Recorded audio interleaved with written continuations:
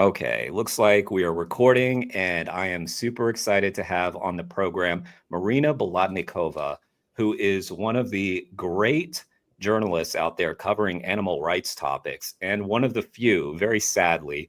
But Marina has been such a great journalist covering direct action everywhere's rescues and trials and that sort of thing. And so I just want to start with a thank you and a welcome. Thanks for coming on the program, Marina. Thank you. I'm really excited to talk to you, Jeremy, and I'm always humbled by these kind of introductions. Yeah, I can imagine it's when you're a journalist, and I know, so I have a media background too. You're not used to getting a ton of feedback, I guess. Although I don't know, is it the case that as a print journalist, as you primarily are, do you get tons of feedback on most of the pieces that you write, or is it kind of like when I was in radio, so I would get like none, almost none?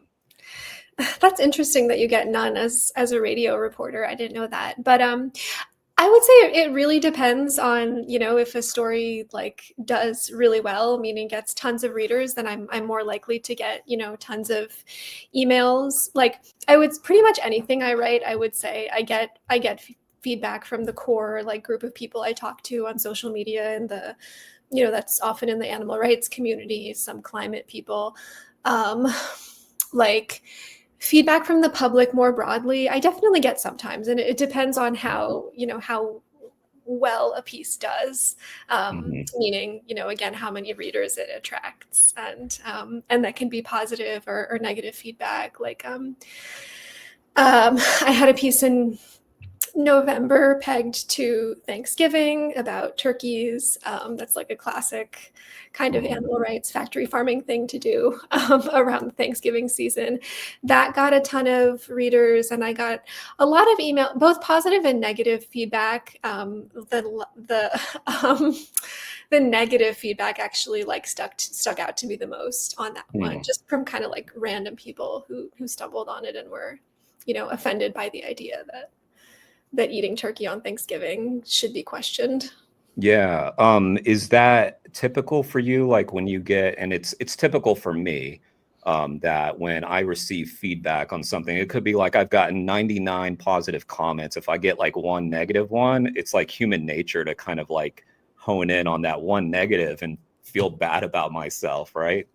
Um, that's an interesting question. I think if someone, if someone gives positive, negative feedback that I think is like, making a legitimate point or legitimately pointing out something that I could have done better, or something I missed, I think we always look back at stories and think, oh my gosh, like I could have gotten to these, I could have gotten into these 5 other points or explained this thing better.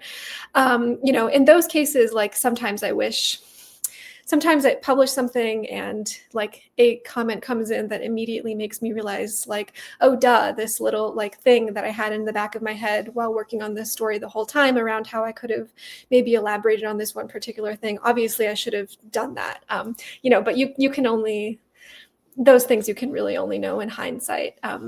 Yeah. And I would say like legitimate, like there's like, legitimate feedback.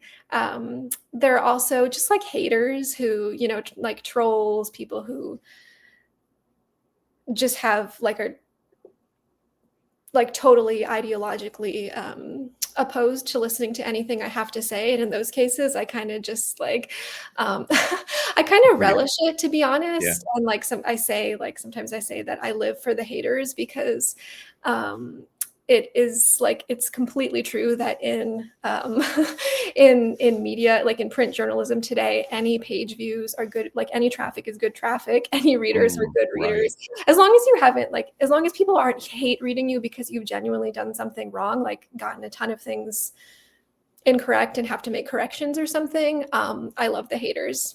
Yeah, me too.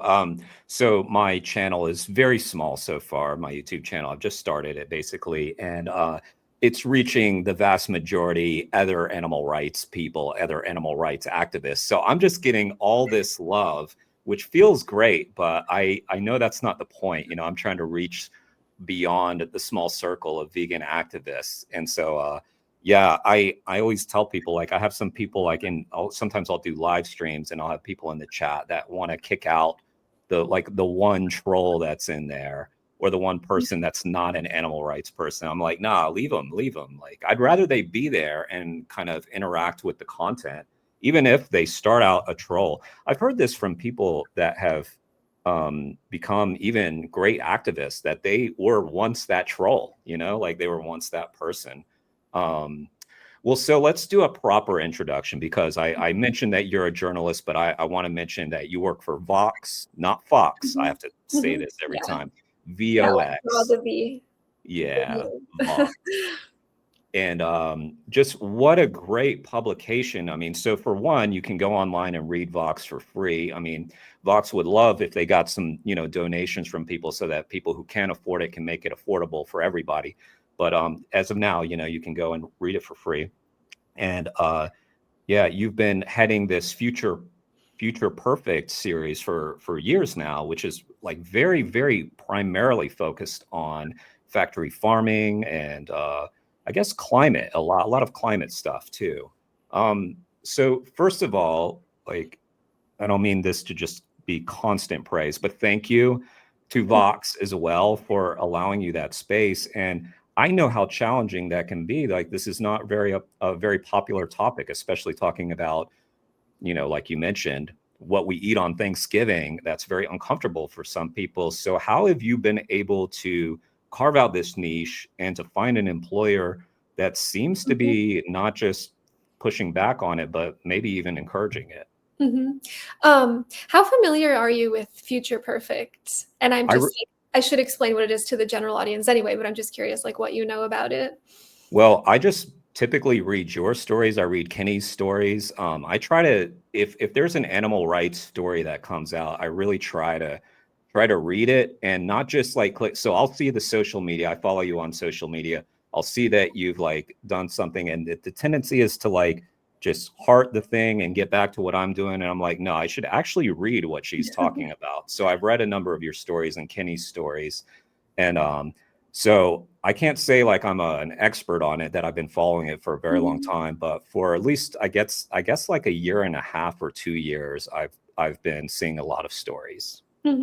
So so Future Perfect is this section that was started at Vox in 2018, and it was inspired by effective altruism and covering stuff from an effective altruist lens. And it was, one of the original founders, or one of the people originally involved in starting Future Perfect, was Dylan Matthews, who's still with us, and he's one of like the OG Vox people. And so it started out like, Dylan Matthews wrote this great introductory piece explaining what is Future Perfect in 2018.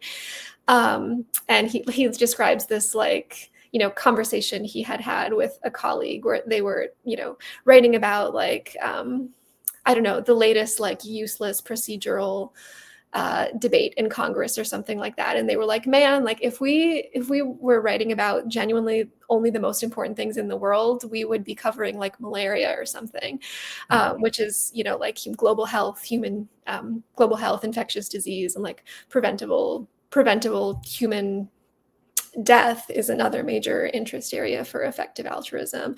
Let me know if I should explain what effective altruism is as well.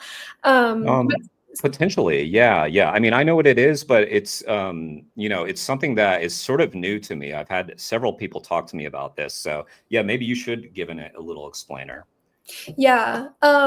It's effective altruism is an ideology, or a philosophy, I should say, that's about like kind of, I would say it's heavily influenced by utilitarianism, like the philosophy of utilitarianism. And it's about like thinking rigorously about what are genuinely the biggest problems in the world, the problems that are responsible for the most like suffering and death. And how do we like think rigorously about what are the biggest problems and what we can like actually do to move the needle on them and do the most good do the most good to alleviate those problems. And the kind of the three things, the three criteria for things that fall into the EA lens are importance, neglectedness, and tractability. And there's a lot more to it that I can say about EA that maybe I won't go into right now. But so factory farming falls under that rubric, because under the EA philosophy, it is, it's responsible for all this massive amount of suffering for billions, I mean trillions of beings. And Peter Singer is one of the key figures, isn't he? Yeah, Okay. he definitely is, because of his, obviously his work on factory farming the animal rights through a utilitarian lens, and and his work on in The Life You Can Save, he poses this thought experiment around what if you saw like a child drowning and the only way to save them would be to take off like your expensive suit. You would think that the thought experiment I'm talking about, and you would think that it's someone who refuses to take off their suit because they care more about their suit than this child's life. That's morally repugnant. So so he challenges people to extend that logic to extend that principle to the world, like more generally. If you think it's repugnant to value like a trivial thing over a human life, then you should also like be more willing to give away a lot of your discretionary wealth to save people around the world. All that being said, EA Future Perfect was founded with an EA influence, still is EA influenced. I would say it definitely, the section has grown a lot. We have a lot of people now. I think it has, and it's definitely like grown beyond just the EA umbrella. Like it's still our DNA. Many, if not most, of people on staff would not call themselves EA. I wouldn't call myself EA. And I think that's like, I think that's healthy, that we don't we don't merely like act as, a mouthpiece for effective altruism, whatever that would even mean, because EA doesn't, it's not like it's a single voice. It has a lot of people in it with different and clashing ideas. But you were asking like, how I have this cool job where I just get to think about factory farming all day. That's like the reason really Future Perfect, founded with an EA philosophy, and factory farming is a core part of that. So having staff who know about it and, think about it, report on it for a living, is a priority. Then that definitely doesn't mean that we do it, that we always do it through an EA lens. It sounds to me, though, that, I mean, just from the outside looking in, it seems to me that you've been sort of the main driver of this focus on factory farming focus. Would that be fair to say? Me and Kenny are the main people who do, like, if there's ever any animal rights factory farming stuff, usually me or Kenny. And I'm an editor, so I'm Kenny's editor. He's the one his title is, he's a reporter. So my job is to actually edit people for the most part. And I try to write as much as I possibly can. In addition to that. So yeah, me and Kenny. Well, very recently, I saw that you guys did 3 days worth of constant focus on factory farming. And so you had a bunch of writers write in. And I've noticed also recently that you've had what seem to be like brand new writers to Vox writing some pieces. Like I'm thinking specifically, there was one about the film Wicked. I believe that was someone new to Vox. I could be wrong though, but yeah. So it seems like you've managed to sort of make sure that there's a pretty significant focus at Vox on this. I don't know if you can tell me this or not, or if it's appropriate to ask, but how do these stories stack up when you're talking about click rates to like the other kinds of content on Vox? I think it, there's so much. I would say they definitely don't do worse than other types of stories. It's hard to Mhm. give like an easy answer because individual stories can do, individually perform very differently. But I wouldn't say that animal rights or factory farming stories do any worse. We really have to be thoughtful about framing them in the right way. And that's something I've learned a lot in my time at this job. Like, how do you, connect it to something like Thanksgiving or the Super Bowl? Kenny had this great story. Around the Super Bowl 2023 that was like, here's the story behind your Super Bowl wings, and it was like a Yeah. sneaky way to just tell the history of chicken factory farming. um, Stuff like that. And I don't want to make it sound like we're just doing like cheap tricks to like trick people Mhm. into reading about factory farming, because I think there are ways like to like authentically be really thoughtful about the angles that you're taking and the way that you're framing stories in a way that in a way that make them appealing to a broad audience. All to say, like, Mhm. they don't do any worse than the other traffic. Within the factory farming category, there's obviously variation, just as there is in every other category. We had this piece end of last month. The head of Future Perfect, which is Brian Walsh, my boss, had this piece about a roundup of the top 10 Future Perfect stories of 2024, and three of them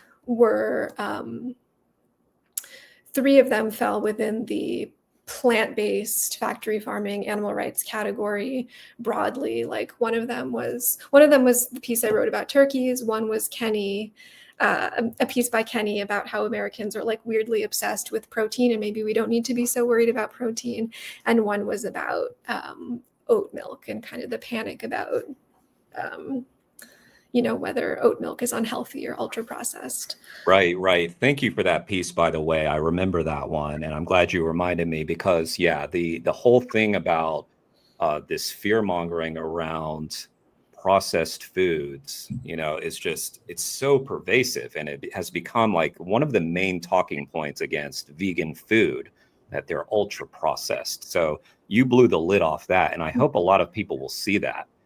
How do Yeah, you go I ahead? I think you're thinking of a different piece from the Oh, one I mentioned, which also did super well. The recent one I did about ultra processed foods. It was just published too late in the year to like show up in the top 10 stories of the year, but that also did super well. That's another example of what I'm talking about around finding like really smart ways that are going to resonate with a mass audience about talking about plant-based and animal rights issues, because it's gotcha. UPFs are so ultra processed foods are everywhere. They're so evocative. Right, right. Did you hear that call come in? I had like someone call in. Okay, good, good. Okay, I was just checking. Um, so I'll just give you some of the personal way that I know you, which is that when I got started with DXC, I got a phone call basically from Matt Johnson, who I know you know, who Mhm. used to head DXC's press team. He flew me out, and a name kept coming up, and it was your name, as he was showing me the ropes of how to, like pitch stories or how DXC does it. And yeah, I just heard your name a number of times, and it was because I think DXC was identifying, and Matt was identifying, that we have someone here who really cares about the subject and takes it seriously, which is really hard to find. And that's part of what I want to talk to you about. Is I've sort of worded that question already, but for instance, like me, my background is with public radio, so working at different NPR stations. I didn't know anything about animal agriculture until I left. And since then, with all the friends that I have there, I've been trying to pitch them, stories to cover. Wisconsin Public Radio during the trial. I tried all my friends at the radio stations that I've worked at, and I'm having no luck. So one, it's like, why is that? How have you overcome that? And then Mhm. I'll get you to tell me what I'm doing wrong. Yeah, this is really hard. I think that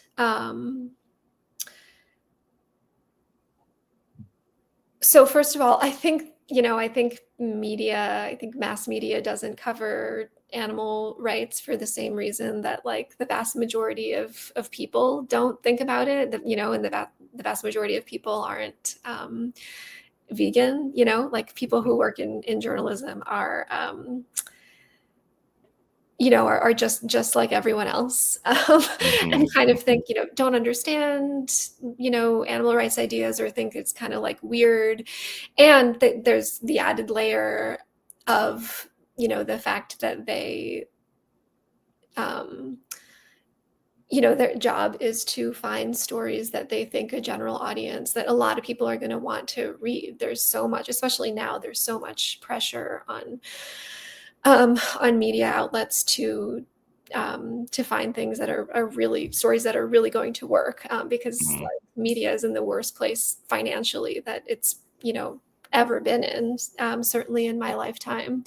Yeah, I think the interest among like reporters, and most reporters and editors, are already low. They're skeptical that other readers are going to care. um, Pitching things, and pitching things to media is generally, with any beat, like incredibly hard. Hmm. I get tons of pitches, both from writers who want to write something for me, or organizations, businesses, who want us to cover something about them, and it's just like, Hmm. I can barely read any of them, read all of them, let alone respond to everyone, let alone, it's just like, it's just way more, than we have time for, because media has been, because the media has been decimated. Yeah, decimated. Like, yeah, we just had layoffs at Vox last week. And it was the third time. It was a third round of layoffs in my time there, and I've only been there for 2 years and 2 months. So Wow. like, it's brutal, and media is shrinking. There's less room for stories, period. Hmm. Um, and one thing I say is like, I think like editors are so busy and overwhelmed and stretched thin and distracted by Slack, notifications all day, that I think they become a little, I think editors can be kind of like a little lazy when, Hmm. and I include myself in this. I think editors can be lazy in like reviewing, pitches that come into our inbox, because our job should be to find like the really interesting novel ideas that are off the beaten path, and Right. instead of like all of the, um, the busyness and the incentives in the industry to cover things that we already know are popular, kind of pushes us in the opposite direction. So like, I remember when I was freelancing for almost 2 years before my current job, I pitched 17 different outlets with this story about veterinarians who are fighting the veterinary profession over its support for factory farming, right? It's like, Hmm. it to me, I think it was the most like interesting, it was like deeply interesting story, deeply important and novel, and it had like everything. It was intellectually interesting, it had drama. The stakes were like clear and immediate, because it was, a lot of this had to do with bird flu and the ongoing bird flu pandemic. um, and I pitched it to 17 outlets with no luck. And I was, and I was surprised by how hard it was to place that piece. Ultimately, it published in Vox, Hmm. once I started working there, and it did really well traffic wise. In hindsight, I think probably all the editors had sent it to were just kind of like what are you talking about? Like the AVMA, that's the American Veterinary Medical Association. Right. People were probably reading my pitch and thinking like, what, like the Hmm. AVMA, like factory farming, what are you talking about? Like, um, and probably just didn't like literally didn't have the time to like read the whole pitch I sent and think deeply about it. I think it's Hmm. as simple as that. In hindsight, I'm surprised by how much success I did manage to have as a freelancer. And I mean, and I don't even know myself how I managed to do it. Mhm. Like I very quickly, you mentioned Matt Johnson. He was he was basically the reason that I started focusing on all of this for a living, because so I live in Wisconsin, in Madison, Mhm. and one day, like late 2021, I was listening to a podcast, an episode of Wayne Xiong's podcast, which was Mhm. then called The Green Pill. Um, Mhm.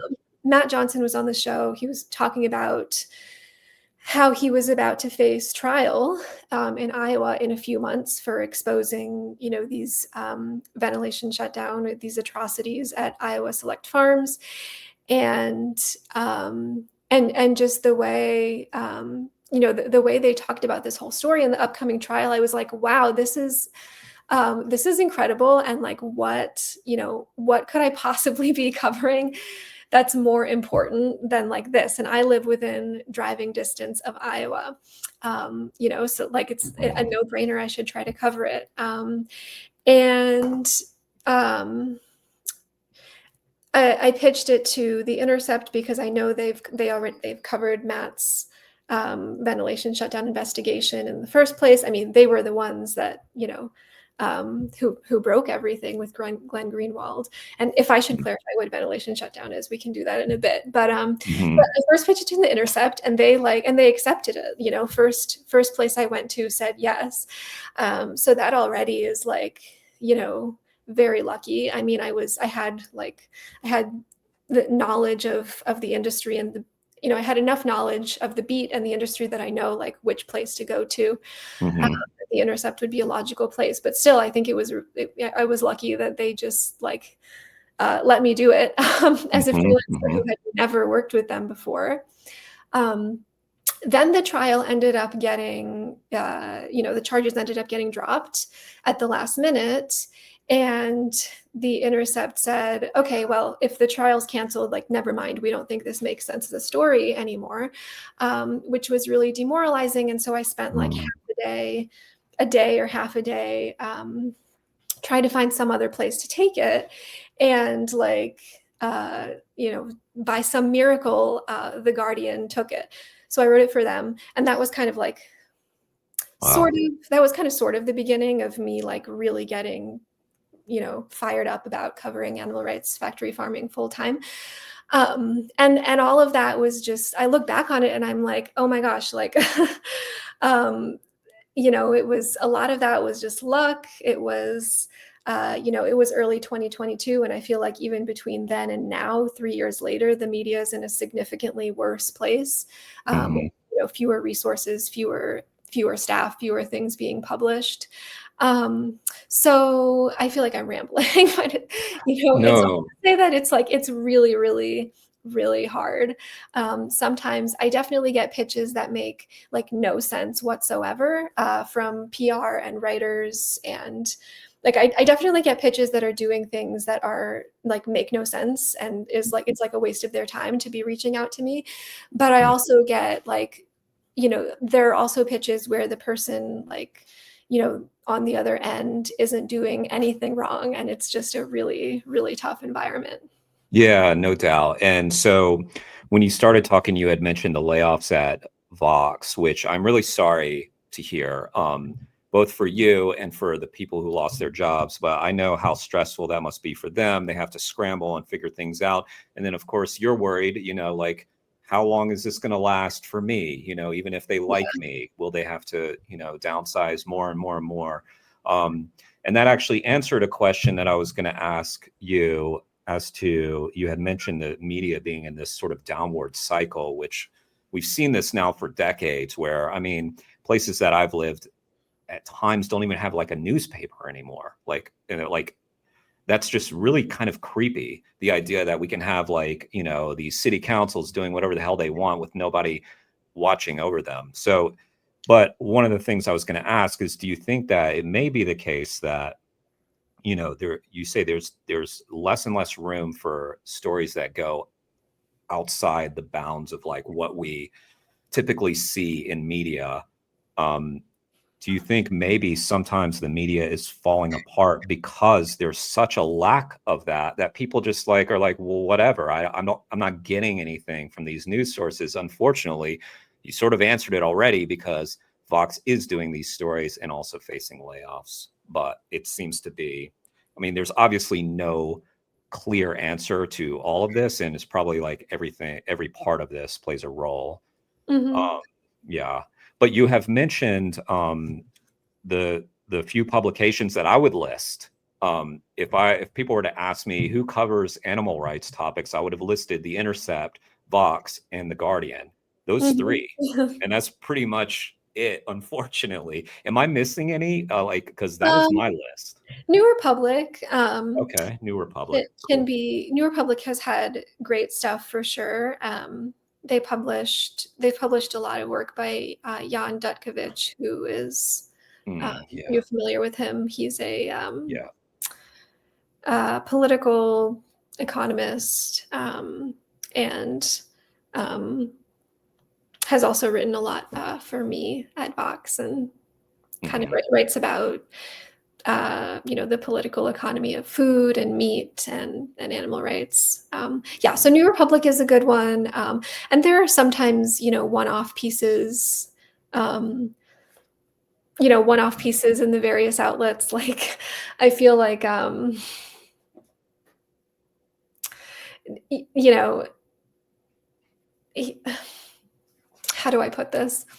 Um, I feel like there are prestige media outlets that, will hmm, do like, here's the one like big story we're gonna do for the next 5 years, all about animal rights, and it kind of right, it's the most and it's often the most basic kind of story. Like, should animals have rights? Isn't that a crazy idea? Let's talk to all of these same people that are quoted in every story. Peter hmm. Singer, Steven Pinker, for some reason, who, like, I'm sorry, he no one should be going to him for quotes about animal rights. You know, I'm like not familiar. Who's Steven Pinker? he's a he's a Harvard psychologist, Okay. who is famous for famous for the popular, some of the popular books he's written in the last few decades. So um, I think he maybe rose to fame for the book, The Better Angels of Our Nature, which came out maybe sometime in the aughts. Um, Hmm. and it is a book, um, the book is devoted to arguing that the world is the world has gotten better over time. I see. That Oh, yes. People have recommended this book to me. Several people. I'm pretty sure I know what you're talking about. I haven't read it. Sorry, friends. I Yeah, haven't well, taken your and advice it's specifically, sorry, I was just like distracted because I was like sneakily looking up on my phone. yet. It's Yeah, not merely about the idea that like the world has gotten better over time and that we've made progress, specifically that violence has declined, declined yeah. dramatically Yeah. over human history. And it's like, um, I felt I that's true if that's true if you like decide to totally ignore factory farming, right? Right, And like right. Or industrialized violence fishing. against Yeah. animals. And I've had that feeling about it, like ever Mm. since I first heard about this book when I was a teenager, and didn't quite like have the language for it. This So is a he's book. Sorry, this is the book that's like about the inherent goodness of humanity. Is that right? um I'm not sure about that. Okay. So Okay. it's a 2011 book. I'm not sure if it's about the inherent goodness of humanity. I Mm. know that it's about the decline of violence um, Okay. around human history, and it's part of like this broader kind of argument that Steven Pinker makes and other people make about progress and like the arc Mm. of progress in human history. And like I broadly think that's true about humans themselves, although I think it's more complicated. But Mm. like again, it's only true if you if you decide to exclude from your sample one of the biggest atrocities, of our time or ever, right? Right. So he's known for those kind of Pollyanna-ish takes. But my point about why he shouldn't be there's no reason for him to be a go-to person about animal ethics is because he's not like that's not the kind of scholarship he does. He doesn't Hmm. he doesn't really know much about it. Yeah. I can think of lots of animal rights philosophers who I think are so much more interesting, who don't get, the media attention they deserve. Right, right. Well, I mean, it's funny you brought up this story about Matt and the podcast and going to Iowa and everything, because it's similar. Like I too was just inspired by that energy of Wayne and Matt, and that's what drew me to that. So it drew me into like their activism world, drew you into this journalistic world, doing your part with that. And to be able to place it in the Guardian, that's pretty big. I mean, I would consider the Guardian to be one of the major publications in the world. um, you know and this is no shade on Vox or the Intercept, but they seem a little more like alternative. So I Yeah, mean, that's definitely true. I mean, yeah. The yeah. Guardian is the Guardian is what we would call legacy media, and Right. Vox and the Intercept are just our digital media. Yeah. So so digital media has not been immune to this downsizing, it sounds like, which is really sad. Um, so when you're writing a story, like, are you taking it? I'm sure you're doing this. You're doing print. A lot of your articles are quite long. They're very in depth, and I'm sure you have to leave a lot on the cutting room floor because you're thinking, what's the attention span now of my typical reader? Everybody's on TikTok now, and they need 30-second blasts of entertainment, or else they're going to tune out. So, how I guess that's one of those things where you just have to, like, at some point you're like, the story's done, I got to move on, but that must be an insanely frustrating process. Yeah, I don't know if the things that I write really work for the, attention spans of, Hmm. the kind of attention span that seems like it's increasingly becoming the norm. Um, I would say, like, and this is kind of connected to what I was saying earlier about sometimes we get feedback from readers that's like, why didn't you talk about this, or you totally missed this one thing that I think is important. And it's like stories, news stories, you know magazine stories, essays, we're not writing an encyclopedia article, right? Like it actually has to have a narrative, like a narrative and a flow that like makes, the piece work on its own, as a piece of writing, and make it like will all make sense and hang together and be like pleasurable and interesting to read. Um, and and you can't, it's true, there are tons of things I could fit into pieces that don't make it in. I don't know how much of a source of frustration that is. Sometimes it is, but for the most part, I think, I don't know, when when you get into the flow of writing, it just kind of, I often find that the momentum just kind of like takes you to the end of the piece, and I kind of, maybe this Hmm. is something that people develop after a lot of years working in journalism. I don't think it, like, definitely doesn't come naturally at first, but Hmm.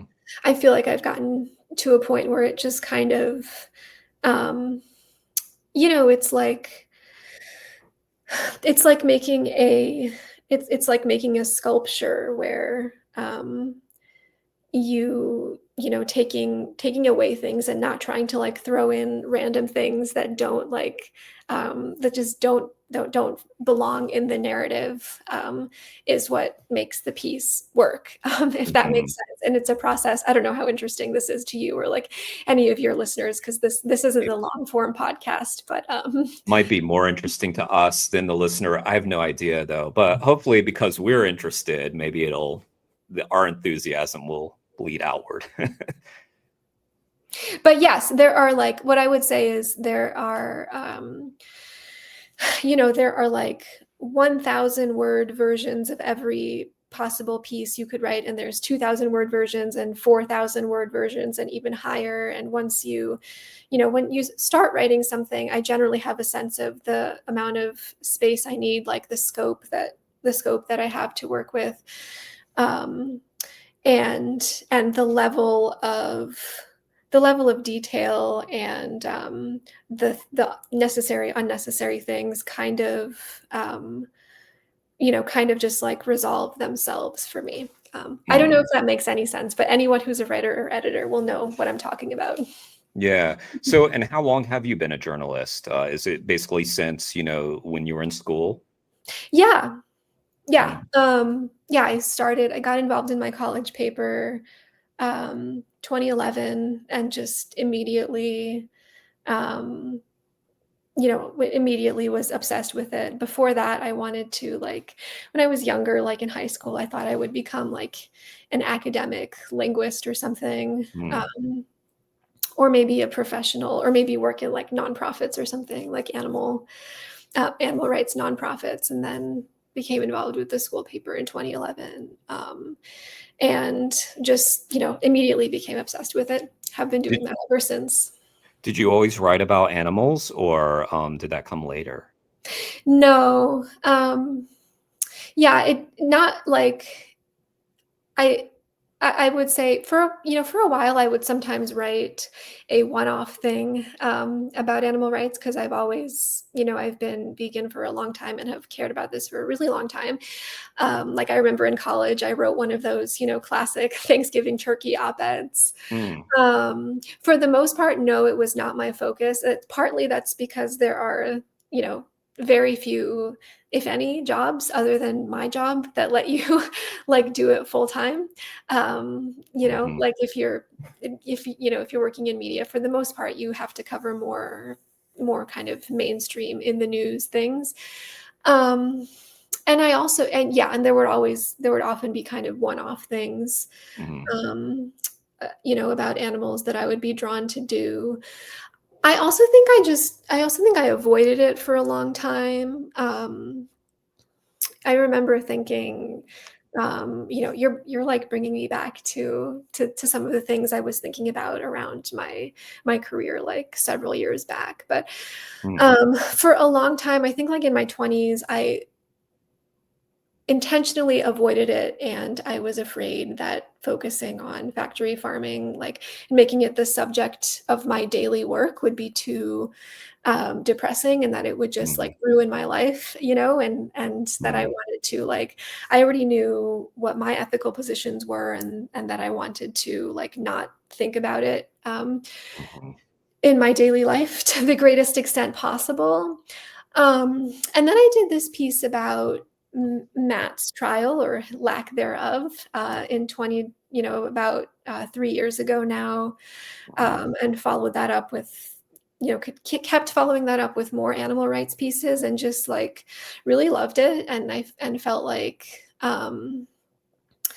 my fears about it, ruining my life and making me like, sad and feel horrible all the time, didn't pan out. I think both because I've probably become desensitized in many ways, and I think that that's, um, I think that that's probably a good thing to an extent. It doesn't make me care about the issues any less. And so I think I've become desensitized. And I also think that it's just, contrary to my fears, I have found that it's been much more rewarding to, to engage with the material that I really care about for my work, and to try to, to do something creative with it, try to do something about it rather than trying to like push it to the periphery of my brain. Right. And I'm sure like maybe you feel the same way or other people. Yeah. Yeah. I'm one of those people who, like, I can deal with the footage, I can deal with the brutality. And in fact, it kind of has the opposite effect on me that it does with a lot of people, that they kind of push it away. I welcome it. And I'm not saying it doesn't make me feel a certain way. Um, Hmm. but usually the way it makes me feel is kind of more fired up and angry, in like a healthy anger, not like a rage, but like anger of like, I have to do something about this. Um, so in those moments, though, I'm sure that there are moments when it does get kind of heavy. How are you able to deal with that? How are you able to just sort of compartmentalize it, or do you have outlets that you use to sort of distract from it? Um, yeah, I don't know if I'm particularly good at compartmentalizing. I often like I don't know if I have a good answer to this. I feel like Mm, I often feel like I try to like look away from things pretty quickly, like not look for too long. Um, and definitely if there are things just in my social media feeds that don't have to do with with anything I'm working on, I try to scroll past them without seeing anything. mhm, Because I think there are certain things I've become desensitized to, like certain footage I've seen of ventilation shutdown that mhm, that I've just like it's actually scary um how I've become inured to it mhm, relatively quickly, I feel like mhm, I did this piece about ventilation shutdown, and that's like for any listeners who may not know, ventilation shutdown is a method used to mass exterminate animals on factory farms. It's used for pigs. It has been used on pigs, but it's um, in the last few years, due to the bird flu outbreak, has been much more widely used on chickens, egg-laying hens, um, and it works by it sealing off the airflow in these industrial sheds where animals are kept, and using heat, like they literally rent and use industrial heaters to pump in extreme heat and kill the animals via heat stroke. Um, yeah. so I've done a ton of writing about that. I did a Mhm, piece that included like pretty gruesome video footage of ventilation shutdown that was like really up close with an animal literally like experiencing it and dying before my eyes. Um, and I became like shockingly kind of numb to it quite mhm, quickly, and I remember when it was published, the reaction from the public, not only animal rights people, but my sense was that it got, it reached people beyond that circle too. And I think people were like quite shocked and disgusted and taken aback. And I was like, oh yeah, this actually is really horrifying. And I've almost kind of like forgotten about that. right. Um, you know, Yeah. um, Yeah. I so do. things like that can happen really quickly, but there's all sorts of other, footage of all sorts of other types of abuse that I'm not as, accustomed, not as like numbed to, that I try to, avoid if it comes up on social media. Yeah. Well, I mean, a lot of this footage is very bloody, but what you're talking about, you wouldn't see, not necessarily you see blood and stuff, but Yeah. it's a really horrific thing. And so you didn't like tiptoe into writing about animal rights topics. You dove into the deep end Mhm. with ventilation shutdown. And I guess, writing about a trial, there's a human element too. But yeah, I'll share this with you. I was just doing a conversation with a friend of mine, Trey, who is one of the founders of the Animal Activism Collective. And we were talking about how we were doing this vigil one time, and Trey was in tears looking at the pigs who were going into the slaughterhouse. And I had this thought, like, why am I not feeling this in the same way that Trey did? And I have that same thought, like, oh, it's kind of creepy, like I'm not feeling this. Mhm. But I think that and it's not to like scare you about it, but I do think that you are feeling it and it's like under the surface. I think that it's, it's possibly something that could come out later when you're in a particularly vulnerable state or something. I'm not sure. That's just my prediction because I Mhm. have been in an experience where I have started to feel things that I really didn't realize I was feeling. Things about family and stuff that I was like, oh, this actually was affecting me a lot, until I just the right situation came along for me to feel it more. Um, Yeah, I think that's definitely right. yeah, yeah. And so, I mean, it does speak to like potentially, like arming yourself with the coping mechanisms now might be good before you ever start to feel that. Like, I mean, I don't think this might be a waste of your time, but even like, I don't necessarily think it's a bad idea for people to get therapy when they deal with stuff like this and discuss it. But Mhm. anyway, I'm not saying go see a therapist. So you're busy, Marina. Write that piece. Write the next piece. um, yeah. So let's talk a little bit about the pitching that I mentioned because you had mentioned the how the trial ended, and so Intercept no longer wanted the story. The same exact thing happened to us in Wisconsin, where I met you for the first time.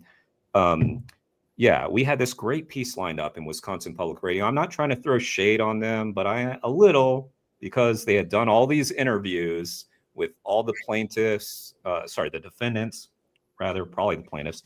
And there was all this work, and then they dropped charges, and then Wisconsin Public Radio dropped the piece. And I was like, this was such a lovely reporter. I imagine he probably tried to fight for it in his editorial meetings, and he had done all this work and then they just canned it. And so, one, it's just like I sent him this email and I was like really trying to argue to say that this is still a story, but I don't know. What would you suggest for one, just like when you're pitching a story, like what's effective to get out in front of the reporter? And then also how much is too much and how much is too little when you're trying to fight for a piece, especially a piece that's already been worked on? Yeah, I think, I'm not surprised that WPR, killed it after that, like, as Mhm, frustrating as it is, it's kind of like from their perspective, it's like and you've worked in radio, right? So I think, mhm, like, exactly how it works from their perspective, it's like, what's the story anymore? A trial was going to happen, and it's not happening. I mean, there probably was a way to salvage it if they, really wanted to. It's still a big thing mhm, that was happening in the state for and had dragged out for years. I think, like, after a decision like that is made, um, I wouldn't push back that much on it, I think that I think doing so can kind of backfire or, definitely make editors or reporters, like, annoyed at you for, mhm. like, thinking that you can change these, like, editorial decisions or Right. question judgment or whatever. Um, yeah, and in terms of placing stories, this is like it's gonna sound obvious, but like pitches need to be like interesting and not only interesting, but it like interesting to someone who has never heard of factory farming in their life and has no idea what they're talking about. Like you have Mhm, to like think of ways to make it connect with them. Um, quickly because they may be, looking at what they send you for all of 10 of what you send them for all of 10 seconds, mhm, Um, mhm. and that's a hard thing to do. And um, and also like being, sending pitches and press releases, um, and not immediately, getting a result from that is not a not a bad thing. I'm sure you've heard of Hmm. this idea of like, like planting a seed, and um, Right. you can email someone for, many times for a long time before it pays off. Like, I'm thinking of, there's this ongoing thing with this case against Ridglan, the breeder Hmm. of dogs for animal experimentation, near pretty close to me in Madison. Um, Hmm. I get press releases about that from, and I don't necessarily, I already know about the case even without these releases. They're not like, you know, they're not, Hmm. it's not the first I'm hearing about this case. But I get press releases for those kinds of updates from the Animal Activist Legal Defense Project at the Hmm. University of Denver. And I'm not gonna, so when they appointed a special prosecutor against Ridglan, does your audience know about that? They should, because yeah, I'm very closely aligned with Wayne, and we've talked about it a little bit. But if they don't, a special prosecutor was appointed to look into Ridgeland. This is after Ridgeland moved to drop charges against Wayne, Paul Darwin Picklesheimer, and Eva Hamer, who were facing many years in prison for rescuing beagles. So yeah, anyway, this was I want to say, kind of unexpected win. I remember, like, I'm not sure if should be sharing. Like, I just remember that for us, when we got the hearing, it was a big win that we kind of didn't expect. To then get the prosecutor appointed is another step that we weren't expecting. It is I don't want to derail us, but I do think it's a good lesson that sometimes it's worth just shooting your shot, trying. Mhm. Yeah, Yeah, I think Wayne is a really effective lawyer. I do too. Yeah. He's done like accomplished really impressive things with this case in Smithfield um, over the last few years. And yeah, and the way that they turned that around, like turned it around from being prosecuted to Ridgeland perhaps being prosecuted was pretty remarkable. Mhm. So I get like, kind of pitches / press release updates about that. And we wouldn't, you know, we didn't cover like merely the appointment of a special prosecutor, but if it's still helpful, it's really helpful for me to be in touch with the people at the DU Animal Activist Legal Defense Clinic, because um, if and when the special prosecutor brings criminal charges, like if Ridgeland is actually indicted, I think we would cover it at that point. Mhm. Um, and the way we would make it interesting to our, general audience is probably to do a piece, like a lot of this piece is just going to have to be an explainer about, a lot of the piece is going to have to just be an explainer about dog experimentation. Did you know that dogs are used in these gruesome experiments? And there was that, really big story about in Vigo being shut down, and now one of the only remaining large breeders of dogs for animal testing is being charged with criminal animal cruelty and might also be shut down. Um, Mhm. so I think it's helpful to think about like which, which development in your ongoing story, because these are from the activists' perspective, these are long, like ongoing sagas with, that have tons of incremental developments over years. And so thinking about what's the development in your story that in an outlet can use to connect to something like that is more basic and basic and accessible for a general reader. Like, did you know about dog testing? Mm. And here's this thing that might totally change the game Mhm. for the dog testing industry. Um, and you may not always know what that moment is, which Mhm. is why it's good to be persistent. And it Mhm. also, it depends on the outlet and what audience they're serving. Like in Wisconsin, obviously there were stories about the how the trial is going to happen leading up to it. Um, Mhm. and and other outlets that, that wasn't the case. Hmm. Yeah, well, I mean, it's good to ask you since you've been, I guess, one of those really persistent people. Like before had your position at Vox, you were able to place stories, and like you said, you with the ventilation shutdown story, you got it placed in the Guardian after the Intercept uh, didn't want it at that point. Yeah, so I mean, I know everybody's an individual, including journalists, but from your point of view, it sounds like you want all the updates. And I know you have a deep interest in these cases and all this stuff, but you would rather get the update of, yeah, the special prosecutor has happened, and get all the emails. It doesn't mean you're going to respond to every twist and turn in the case, but sounds like that's where you lean. Yeah, yeah. I definitely want to get all the updates, and Yeah. I don't I don't respond to all of my email. Mhm. If there are people watching this who I owe emails to, like there probably are.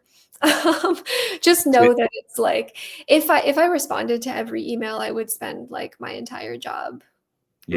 responding to email. Yeah, yeah, you probably get a ton.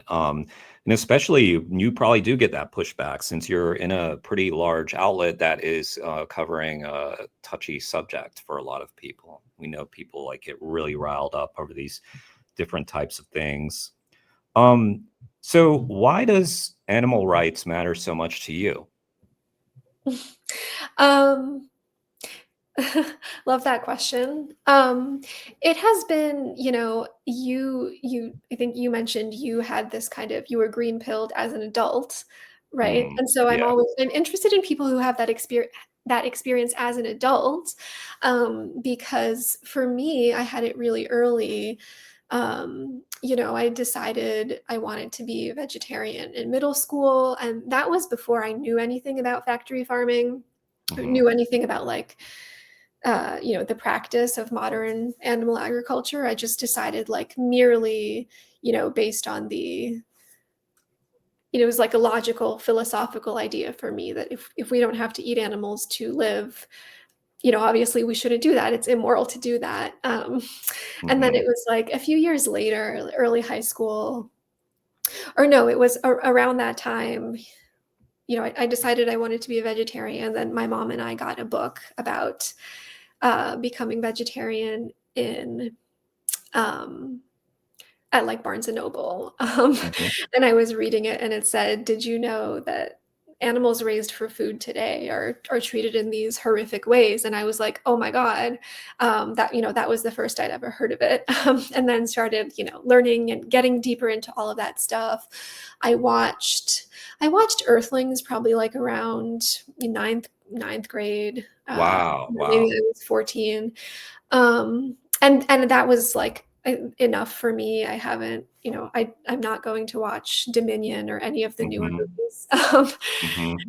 Hmm. And to me, it's just like, like why is animal rights so important to me? Hi, Bennett just came home. Um, to me, it's just been like the most intuitive thing in the world to me that this is an atrocity, and it's been like like scorchingly clear to me for all of my life. And I've been like, this is why I said to you, I'm interested in what made you make that, transition as an adult, because that the question I have for everyone else is how can you like, how can you not care? How can you have this Right. vague sense that these things are going on, um, and not and not be haunted by it, not even be curious about the idea that like you could live in a way that doesn't support it at all, Hmm. and still like live really well and eat really well. So it's like yeah, like why it's so important to me. It's so like it's such a constitutive part of who I am that it's like, almost impossible to answer.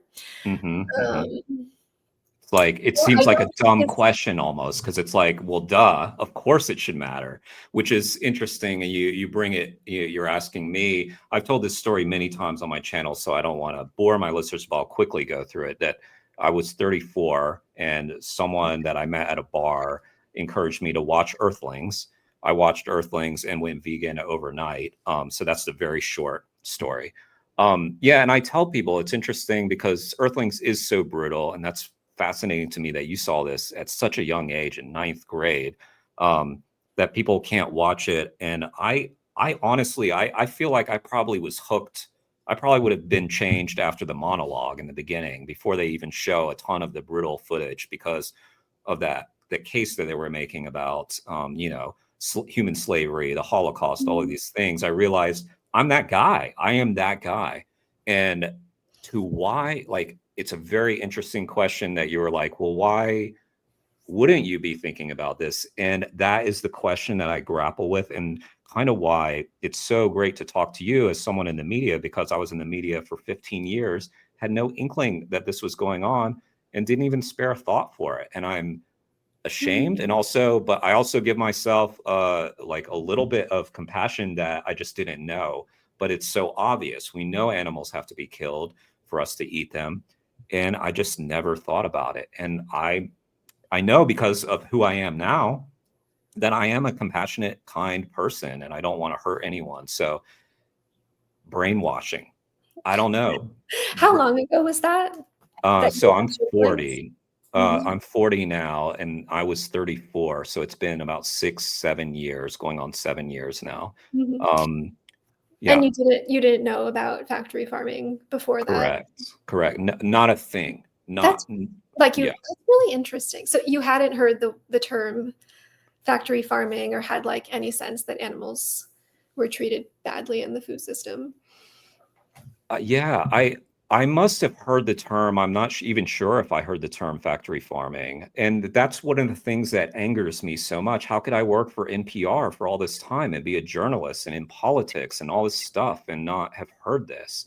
And that's why I Mhm. try to go. That's why, like, immediately I went to my radio station friends and I was like, cover this, cover this. And I mean, it's still a goal of mine. And you've got to help me do it somehow. But I really want to get NPR to the sound of pigs in gas chambers is really haunting. And when I'm thinking about sounds and what is compelling on the radio, they play that for 10 seconds. They call it in NPR land the driveway moment. You're sitting in your car, you can't get out because something's happening on the radio. That would be a driveway moment that people would listen. And if even if it's haunting, So anyway, I want NPR to do that, and it's my goal. But yeah, I love that. I love that term, driveway moment. mm, I've not done. I really want to, get more involved in audio journalism, and because I listen to so much of it. I listen to podcasts, and I love it. But I'm much more of a textual person, mm. and so like, yeah, I know exactly what you're talking about with driveway moments Well, and you what should the actually. experience is. Yeah. Yeah, Um, you should get into it because you're a good speaker. Um, but Ari, back to what you were saying about how, why is this so important to me? What makes me Mhm. different from other people? Um, I also think I was probably,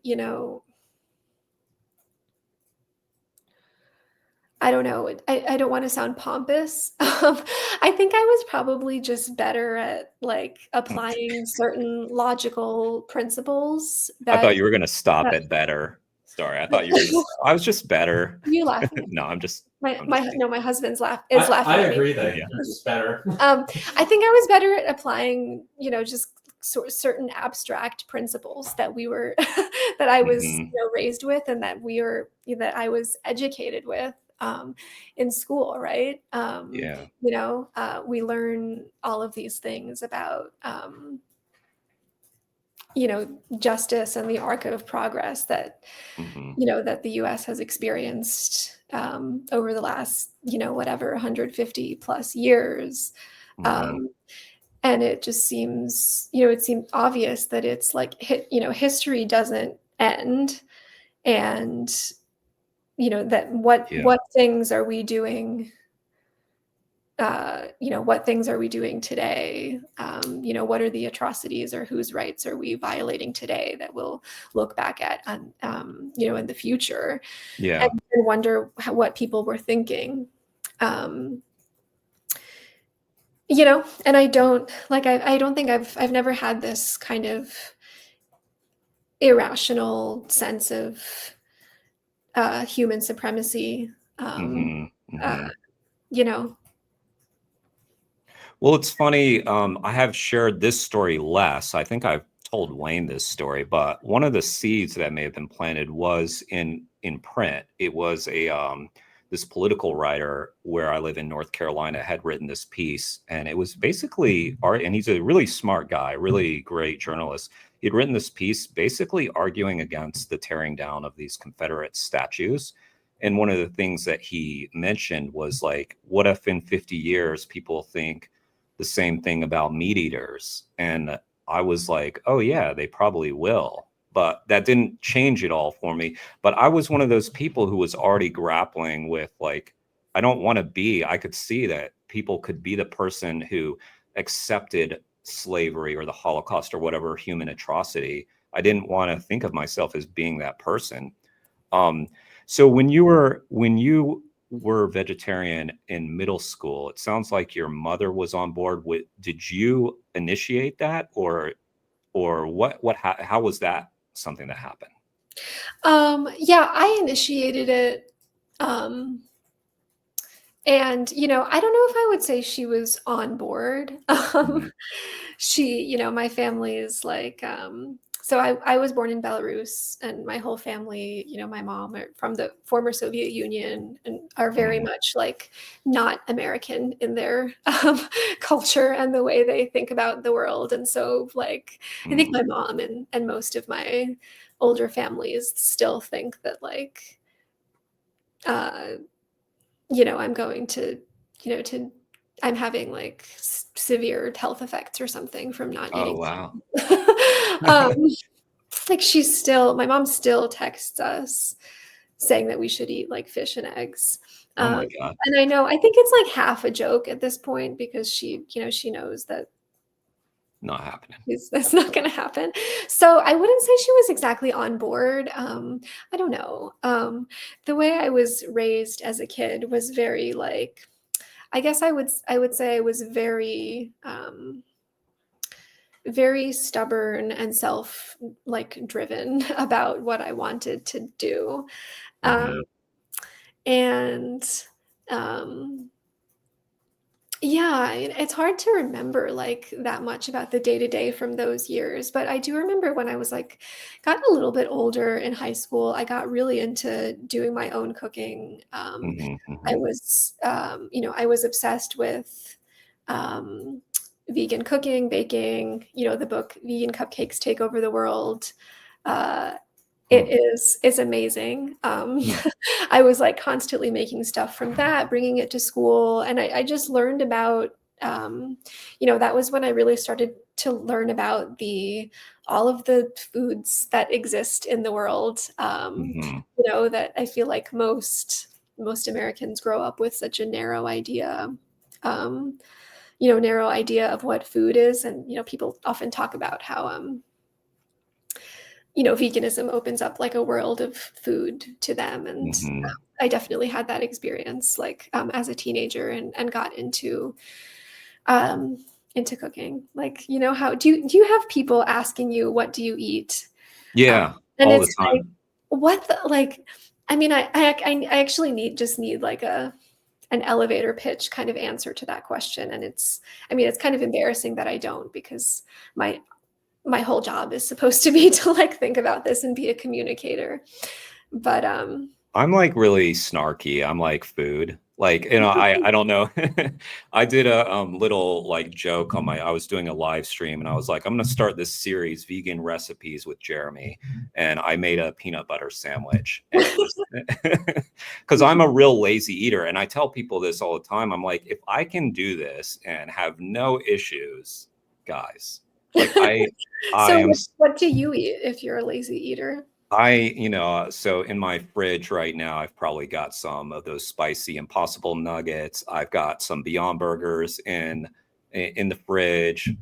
I eat all the substitutes. My friend just turned me on to these little rice cakes called Drizzleicious. It was so funny because they told me about Drizzleicious, and they're like, "Yeah, you can get them from this store." And then they texted me today. Yeah, so I went to the store, and it's an empty shelf because I had gone over there and bought all the. They're really good, is what I'm saying. So I'm a junk food eater, but I do go to this one restaurant and get like beans and kale and broccoli and like cantaloupe all the time, so that I have like real food sometime. Are you like, because I was about to say, the what do you eat question that vegans eat, Yeah. that vegans get. To me, it's like, so sometimes you hear about these statistics about the typical American diet, how low in fiber it is, Hmm. how, like, the dietary guidelines recommendations for fiber intake are already pretty low, and Americans don't even, get close to meeting that.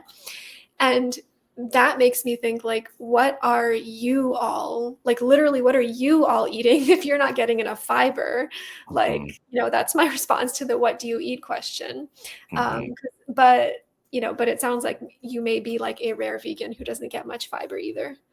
No, I think I do get a lot of fiber because while I say this, I eat those mainly as snacks. And so like when I'm home at night, when I'm out in the day, I try to eat healthier.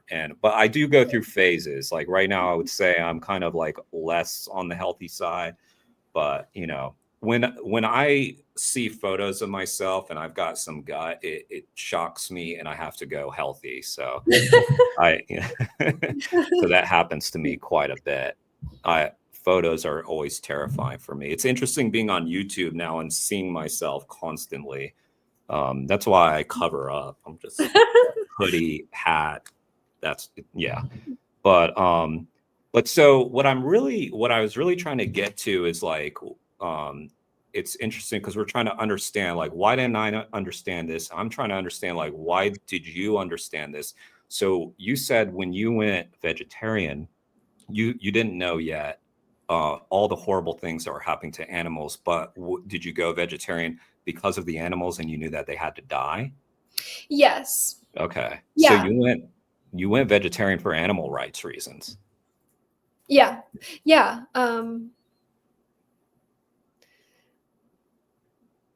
For probably for the same kinds of reasons that, all the famous vegetarians from before, um, modern industrial agriculture did, right? I just Hmm. like it would, merely the idea that why would we eat animals if we don't have to? Like, why would we kill animals for food if we don't have to? And I like animals. Hmm. So it just seemed like, Like a no-brainer. obviously something we don't need to participate in. Mm, gotcha. Excuse me. And so when you watch Earthlings, that's when you would pinpoint as you being vegan? Um, like, the timeline is kind of fuzzy. Hmm. I don't know if I made the decision before that. Hmm. Or as a result of that. I think it might have come before. Hmm. And I was just, yeah, like, it's hard to remember the exact timing of things, and it was such a, like, fire hose of stuff, that I was learning about. But yeah, I remember being pretty radicalized about it, like, pretty young, and never being able to shut up about it in my high school. I should say that there was definitely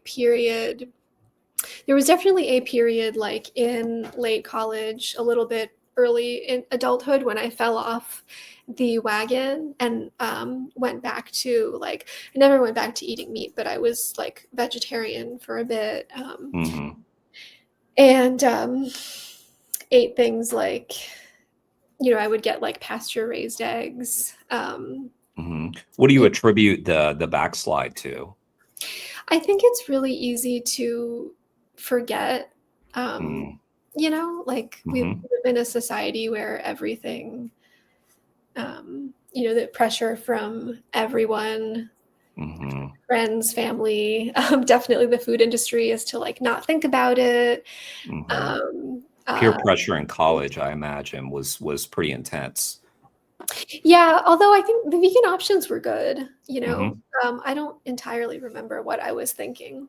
I think it's easy to forget all of the things, and easy to forget the logic of how animal agriculture works, and that commodification, like commodification and exploitation is at the heart of it. And Yeah. if you're getting eggs labeled pasture raised, that doesn't mean anything about the hatcheries where those animals came from, or their very genetics that make them, that have bred them to suffer, or there's fundamentally these animals are products. Yeah. Do you remember back to that time period when you were starting journalism? Do you remember if anyone was covering the topic? Did you see it in the media at all? That's a good question. Because I was going to say maybe it's because you didn't have a Marina, reporting on it. Yeah, I mean, I remember there being some coverage of environmental problems, from animal agriculture. I remember, I worked at a paper in Ohio for a year after college, and there was a lot of people were talking about algal blooms in Lake Erie, and how that was being caused by, or the CAFOs, or that the CAFOs were like the largest contributor. About animal rights, definitely not. Don't think I remember much, if anything, other than one-off op-eds or something. And yeah, I think you're right that that models, people's choices are, are shaped by what models exist for what they're able to do in the world, what options exist for them. And I think it took me a while to realize that you can actually kind of invent, you can kind of actually invent your own career and create the opportunities that you want for yourself. I say all that, and yet the situation in media is pretty dire, and I think getting worse. And I think it's really hard. I think it's really hard for someone to do that.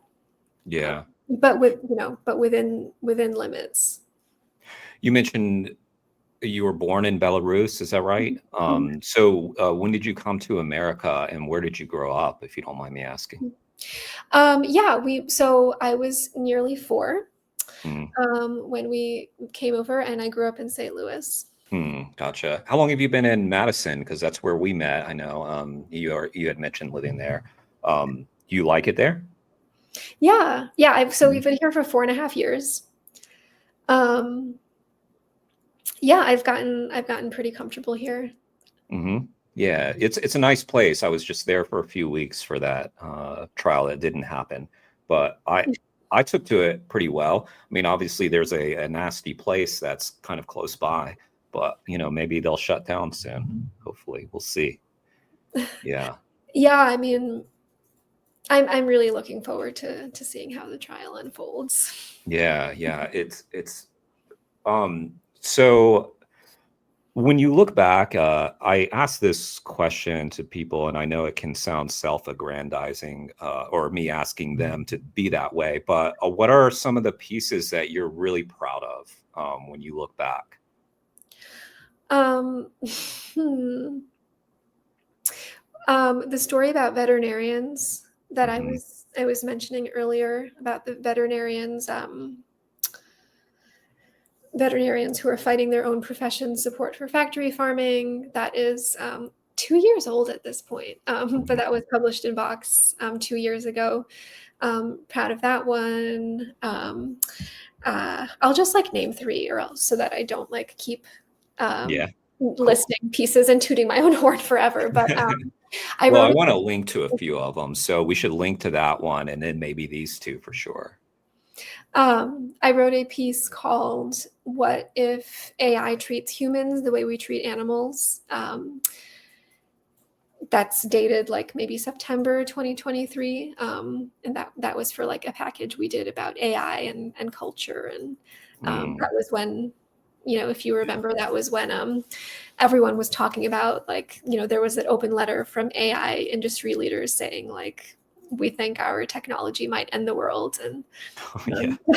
that was when there was a Right. lot of buzz about all of that. Yeah. And I had a piece. So you mentioned the How Factory Farming Ends package earlier. When you said we had like 3 days of coverage. Yeah. And I had a piece in that series. It's called "Humanity is Failing One of Its Greatest Moral Tests," and it was kind of like the lead/introductory piece in that project. I didn't expect anyone to particularly care about it, but it actually did really well, and that was one that I'm proud of that one. I think it gave expression to a lot of my, like, feelings about all of this that I've been trying to do in this conversation and kind of failed. Yeah.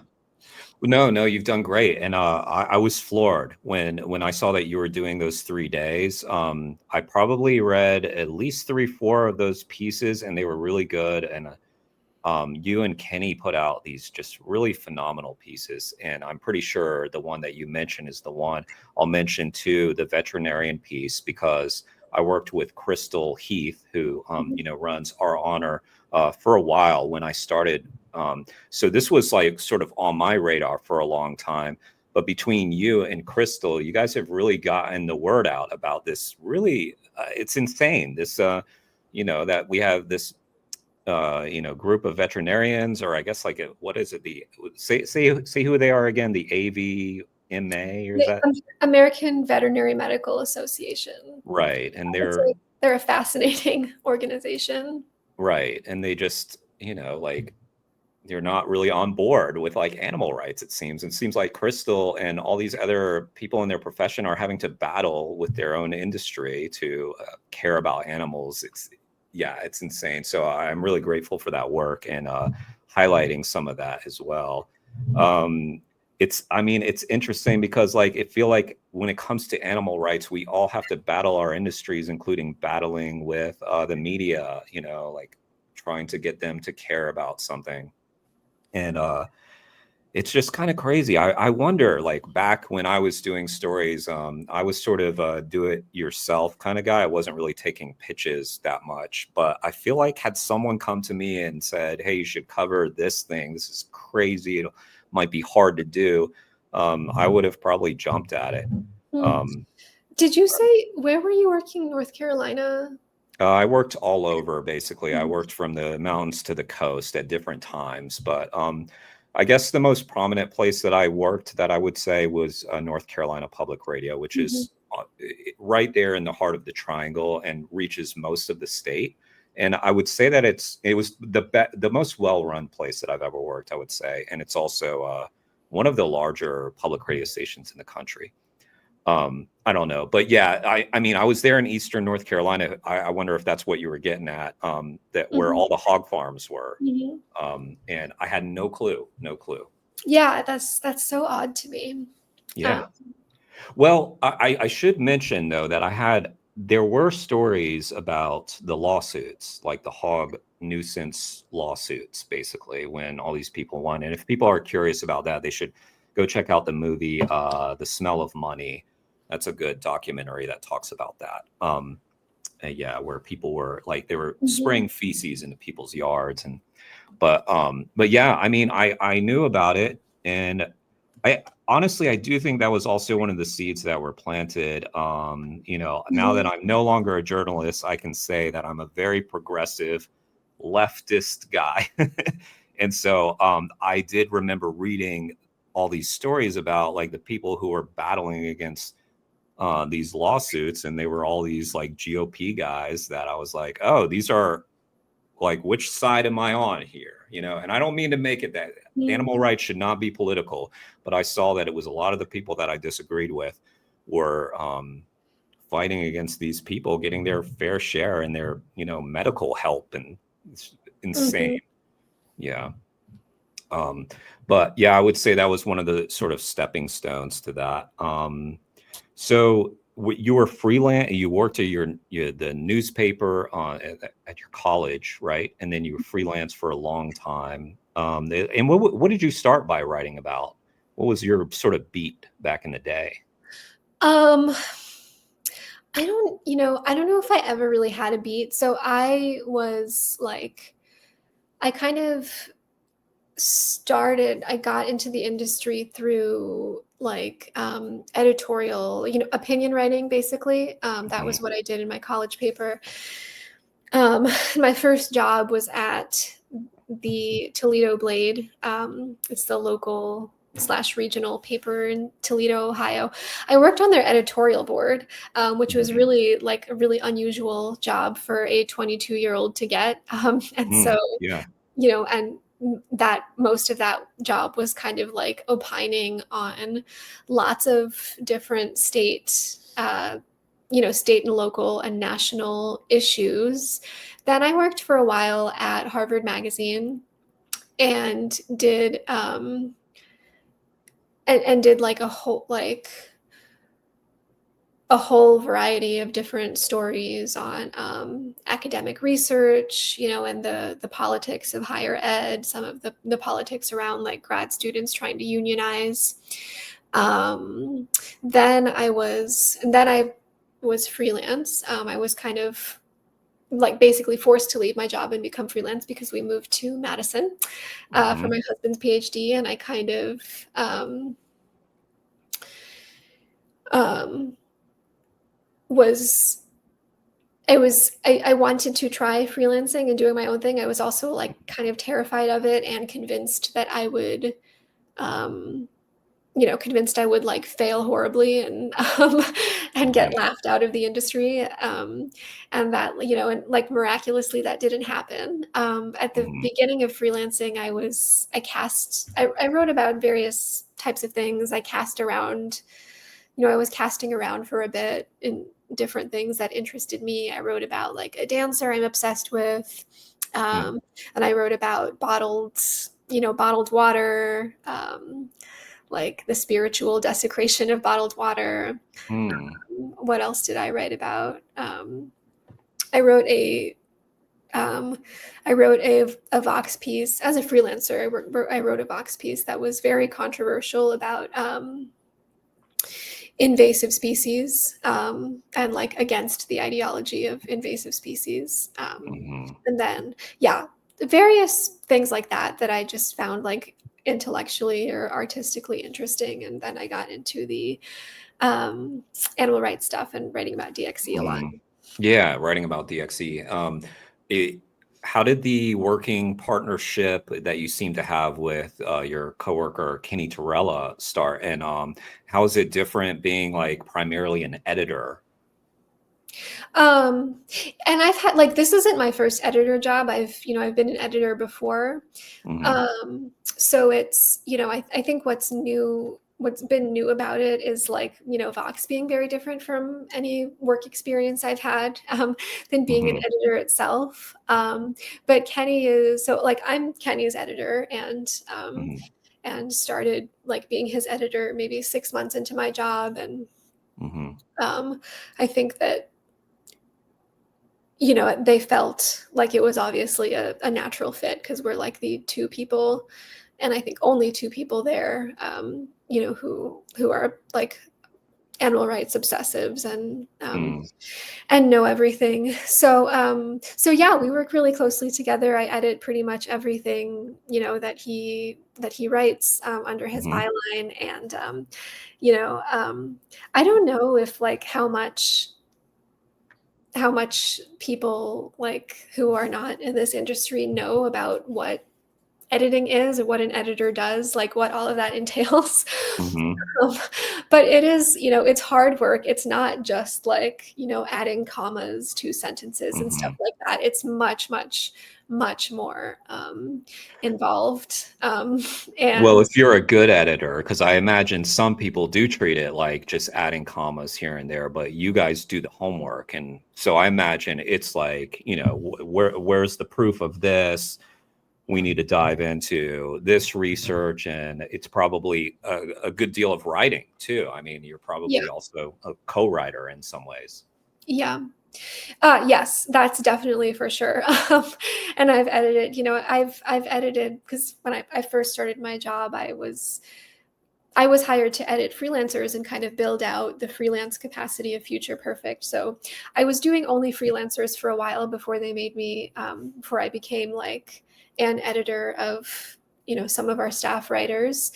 And just some of the freelance drafts I've gotten, there are definitely pieces that I've basically like, almost fully rewritten, but don't like get a byline or credit on it, which is fine. That's the editor's job. Mm-hmm. Yeah, you were asking what it's like to be an editor. I definitely have the, most editors at Vox don't write very often, and Mm-hmm. I am like, I do want to write Mm-hmm. as much as I can. I'm really like pulled to that. Mm-hmm. Yeah. Interesting. Well, I asked this of everybody, just like, what are some of the things that inspire you? What are the types of things you're reading? And it doesn't have to be animal rights stuff or even serious stuff, but what are the kinds of things you're into, even beyond books, TV shows, that sort of things that you draw inspiration or just pleasant, like, escape from? That's an interesting question. Um, what do you think is our escapism? Sorry, I'm asking Bennett, who is my husband. Yeah. Um, we have, we have our cats. So I really, Yeah. I said I um, Hello. wrote this story about Hi. a dancer I'm obsessed with, back as a freelancer in 2021. Hello. And that was, so I wrote a profile of a dancer I'm obsessed with. Her name is Manpreet Kaur. She Mm-hmm. does Bhangra and Bollywood dance. So I'm obsessed with her and that genre more broadly, and like South Asian dance and also Bollywood movies. As you can see in my background, I have a Bollywood poster. Oh, yeah, yeah. Interesting. Yeah. I just love, like culture, meaning like culture around the world. And I grew up in an Mhm. immigrant household speaking another language. So I feel like I grew up with kind of an intuition for cultural and linguistic diversity, and have always like loved it and been fascinated by it.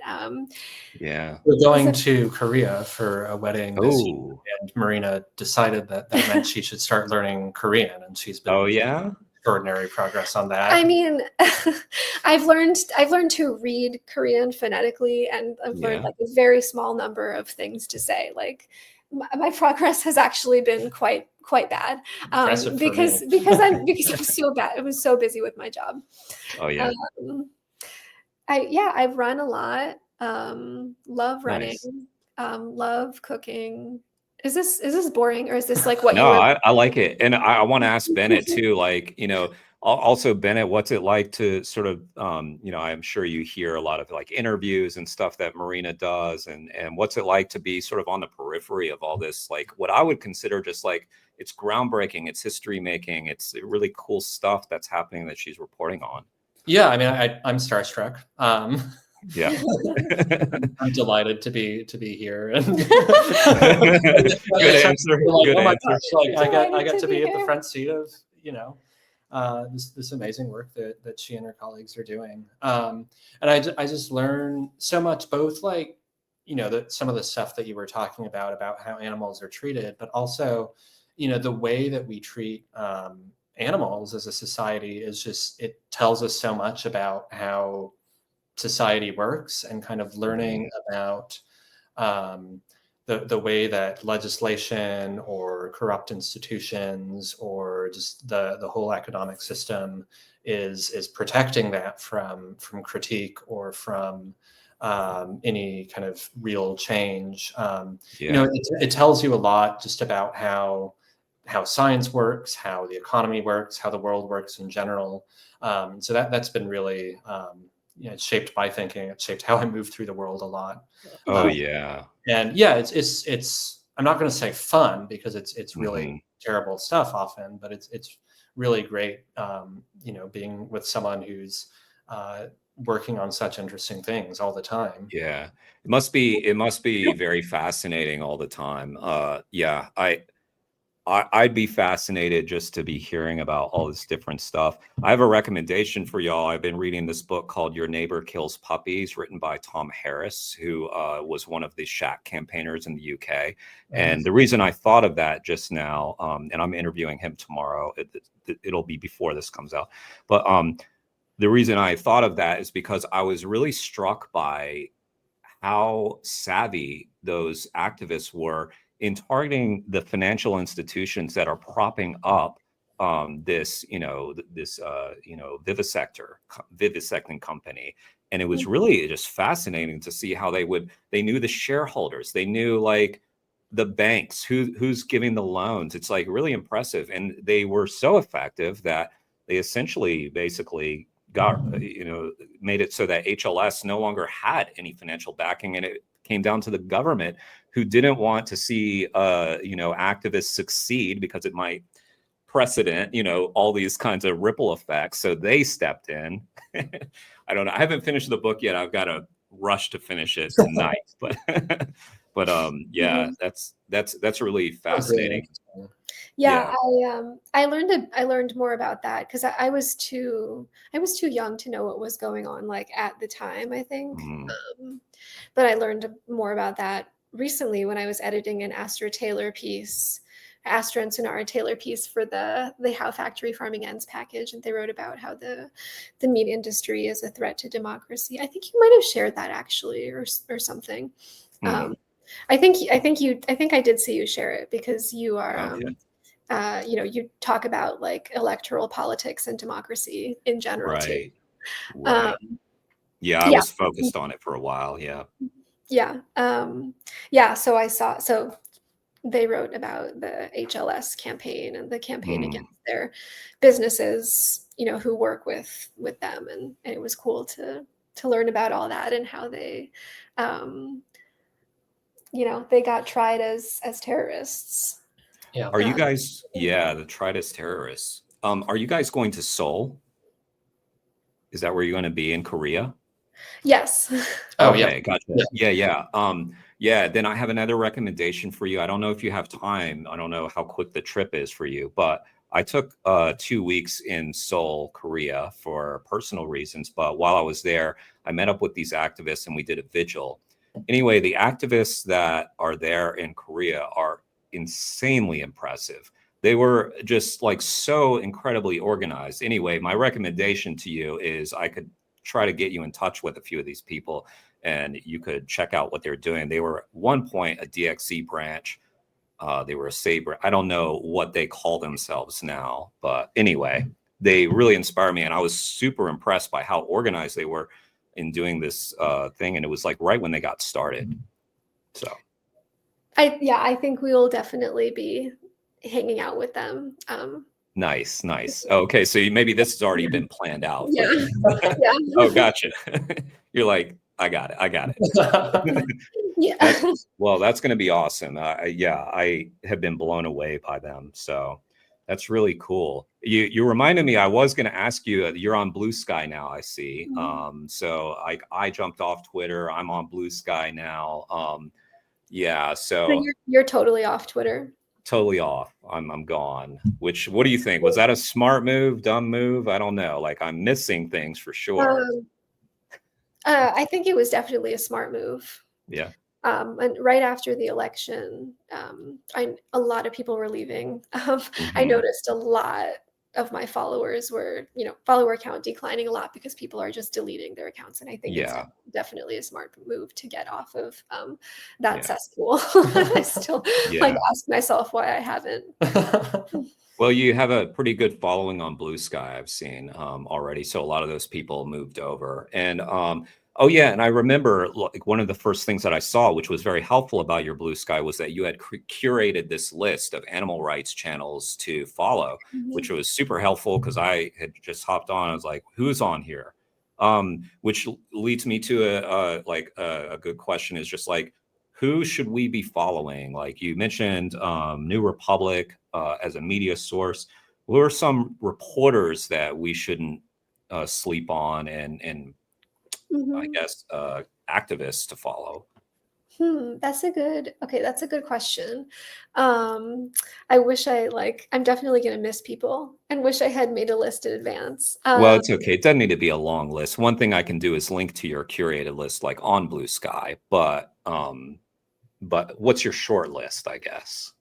I would definitely follow Crystal Heath. I think she's I think she's like a savant. I mean, the number of things she's able to do, and she's been doing really interesting work, kind of like investigating what's going on with bird flu in California, and and just like uncovering these incredible images of cows that have dropped dead from bird flu. Crystal, and placing pieces in incredible publications, like getting like I remember we had a meeting. We're like, how did she get on? I forget where it was, but it was like this major publication. I can't remember. She had a piece in Time, I think. Yeah, that might be what I'm thinking of. Yeah, which is a big deal. Yeah. She works really hard. What writers have I worked with? One of my freelancers, Jan Dutkovich, and I can, if you don't know that name, I'll send it to you because. Oh, I do. I know him. Yeah. Oh, nice. Yeah. My friend and also one of my freelancers, Dayton Martindale. It's really helpful. It's popping up on the screen too. Yeah, it pops up on the screen. Really thoughtful on animal rights and related issues. Oh, it does pop up on the screen. That's nice. That's helpful. Who else? Isn't Current Affairs going to have some animal stuff coming out in the near future? Yeah. Yeah, Current Affairs, the left-wing magazine, is doing a push to their editor-in-chief, Nate Robinson, is interested in animal rights, and they're doing a push to publish animal rights stuff. Nice. I'm going to be bringing all this intel to Cassie, and she's going to be psyched if she doesn't already know. I think she's probably, I don't know. I've definitely posted about it, that they're looking for pitches, and and Wayne had a piece in Current Affairs. Oh yeah. It was like one of the first ones they did as part of this push. Wait, who else? I feel like Gabe is he doing that much writing in public anymore? He is. I guess the most recent stuff I've seen from him isn't on animals, but but he's worth following. Gabriel Rosenberg, a Duke professor who is co-written with Jan about agriculture, animal ag stuff sometimes, and is just like really thoughtful about food systems. You should plug the folks who made Future Perfect 50. People who made FP50? Yeah. Oh, yeah. So, Future Perfect 50 is our list. Like every let's have the list of people. Right. So who was on it this year? Brenda Sanders. I don't think she's on like Blue Sky or X, but is on Instagram, and she's like amazing and she's head of the Afro Vegan Society and doing like incredible food justice oriented vegan organizing. And it's like a model that I think is really important and underrated in the animal movement. Who else? Matt Hayek. He is an environmental scientist at New York University who's done like groundbreaking work on the climate impacts of animal agriculture. And what are the things that, like, when we mention these names, is it like, I say this to people, so confirm if this is the thing to be telling people, but like when someone like you has done a piece, go on your social media, like it, comment, share it, and then also don't just do that, but actually click on the piece and read it, because one, you want to get the information, but also I'm pretty sure in the way that my news organizations worked is that we could see the number of clicks, on each story. And I'm sure that there are higher ups that are looking at that to determine, Yes. yeah. Yeah, definitely. Oh, yeah, Yeah. definitely. We and any, and essentially any outlet today is looking at traffic and rating, taking traffic very seriously as a measure of success. So Yes. Yeah. actually, clicking on and reading what we do is super important. Right. So because I'm complaining about how there's not enough animal rights coverage in the media, which is why when there is, we need to really support those pieces, share them around, and make sure that people click on them and see them, and not just, like give it a heart or something and let it pass on by. We think about what the CEO, the boss, is looking at. Yes. It really matters. Yeah. Yes, that's totally right. Yeah. Well, Marina, I told you 90 minutes and we've gone past that, so I don't want to take too much more of your time. I do want to say just a sincere thank you for all the coverage of all animal rights stuff, but specifically like your coverage of DXE stuff. I know my team that I work with is really appreciative of that. It's a little embarrassing because we'll be sitting in the meeting sometimes saying like, who can we pitch? And like everybody wants to say it, but we can't just say Marina every time. Yeah, and if you want to, I know that your audience is a lot of people in that ecosystem. Mhm. So when you asked me, like, sorry, I'm like trying to do two things at once. When you asked me No which worries. pieces I am most proud of, Mhm. maybe it would be good to add this one about when Wayne was convicted, or Yeah. you know Yeah. what? Because you're not just talking about my work from Box. I don't Right. know. Let me just add that one. Yeah, for sure. Yeah, really any of your work. It's the stuff on Vox is probably where people will search you, but they could probably just Google your name or something and find all the pieces that you've done. But yeah, Wayne also appreciates it. I know that. And yeah, so it's really helpful to know that someone in the media is taking this subject seriously. And like obviously it's something that you're passionate about, but you're fair. I just want to point that out. Like you do the journalism. It's not just like one-sided and stuff, but the facts, I'm gonna say the facts are on our side on this one. Yeah, I I really appreciate you saying that, because it's true. And Mhm. that what we do is it's definitely different from what activists do, and Right. activists writing their own narratives and kind of telling their own stories do. And that doesn't mean that we pretend to be like two sidesy, or that we pretend that all sides are equally legitimate. Mhm. But Mhm. kind of like considering what the other side, to the extent you can split it into two sides, considering what the other side like has to say, and kind of weighing in on what you think of what they have to say is an important part of what we do. Yeah, Well, thank you 100%. for Yeah. noticing that.